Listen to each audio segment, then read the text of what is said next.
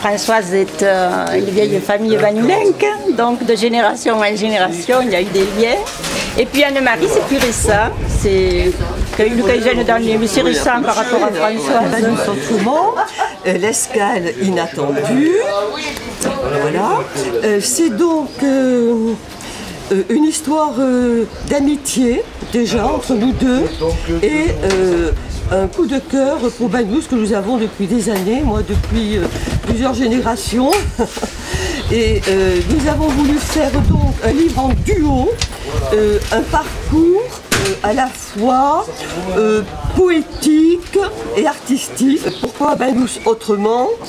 Parce que non seulement on parcourt des lieux qui sont connus mais qui sont abordés de façon inhabituelle, on rencontre des personnages en couleur qui sont des personnages typiquement banoulins comme Élie Buxeda, comme Josette la Catalane, ou des personnages qui venaient autrefois à Banou, des célébrités comme Marie Salvador qui venait jouer à la pétanque avec son rire communicatif, comme Michel Morgan dont les yeux illuminaient les rues de Banous quand elle venait séjourner à Miramar.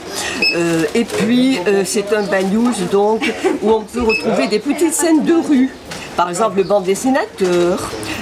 On peut retrouver aussi des petites mémés qui autrefois se racontaient des petites histoires le soir à la fraîcheur, en haut des vieilles rues de Banous.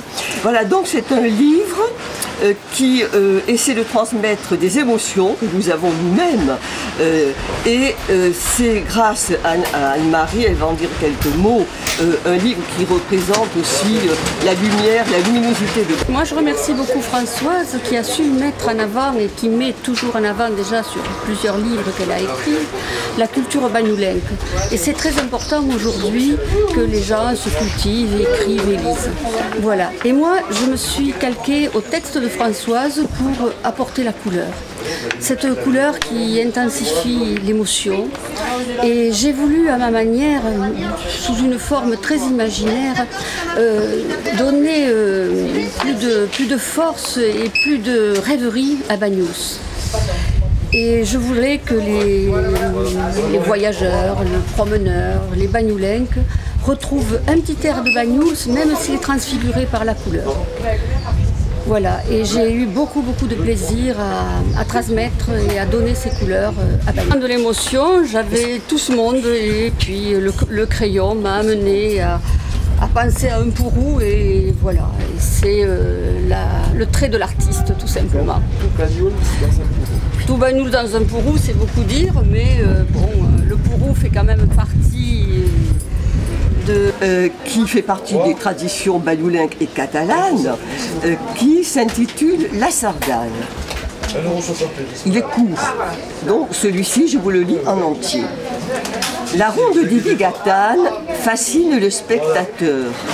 Les danseurs répondent à la paix du flaviol et à la musique nasillarde et envoûtante des ténors et tiples, ainsi qu'à l'explosion des cuivres, trompettes et fiscornes, typiques instruments de la coble. Les mains s'enlacent dans un geste de fraternité. La sardane fait battre le cœur du village et sur la place, les oscillations des rondes dessinent des figures rituelles qui rappellent les danses d'antiques civilisations méditerranéennes. Alors je vous ai lu ce texte qui est accompagné d'un poème parce qu'effectivement, moi j'ai beaucoup insisté sur ce regard poétique qui me caractérise, puisque j'ai aussi eu l'occasion, donc, dans les années précédentes, d'écrire des livres de poèmes. Et je pense que ce texte illustre bien. Et mon amie Annie Péris a fait aussi donc, une illustration qui est typique de son art. Voilà. Bonne journée. Alors très moderne, quelques coups de crayon, juste pour exprimer le mouvement des sardanes et des sardanistes qui ont plusieurs positions et il est toujours difficile de capter la position exacte.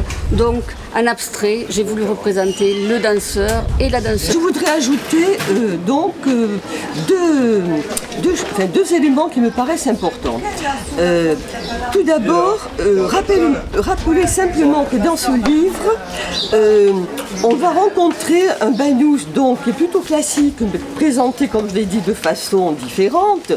Un Banous banous, parfois insolite et facétieux, un banous romantique, un banous des saveurs et des senteurs, un banous des traditions, un banous en devenir.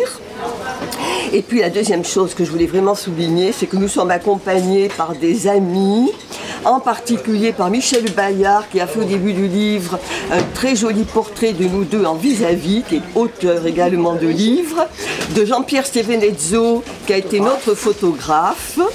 Et je voudrais également remercier Laurent Bignolas de nous avoir accompagnés par une sympathique postface dont j'ai mis un extrait en 4e de couverture, qui est donc journaliste à France 3, qui a présenté le journal télévisé pendant plusieurs années, qui a présenté l'émission Faut pas rêver pendant une dizaine d'années, qui a parcouru le monde entier, qui a visité une centaine de pays et qui a eu un coup de cœur magnifique pour Banous, ce qui semblerait dire que Banous a des charmes, parfois secrets à découvrir, et c'est ce que nous avons voulu faire en duo dans ce livre. Voilà, et moi je vais remercier au passage ma petite fille Camille Auriac qui nous a beaucoup aidé à mettre le livre en page. Oui, ça c'est sûr. Ouais. Alors attends, moi je vais te mettre maintenant ce que je vais te mettre. Hein. Voilà. Alors voilà, c'est itinéraire.